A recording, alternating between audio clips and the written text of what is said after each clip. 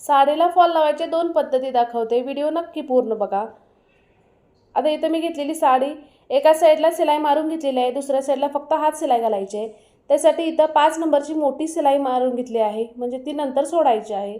आणि त्यानंतर हात शिलाई घालून घ्यायची, एका बोटाच्या अंतरावरती पूर्ण शिलाई मारून घ्यायची आणि जी 5 नंबरची आपण शिलाई घातली होती ती सोडून घ्यायची नंतर। अशामुळे फॉल हलू शकत नाही आणि व्यवस्थित फॉल लावला जातो।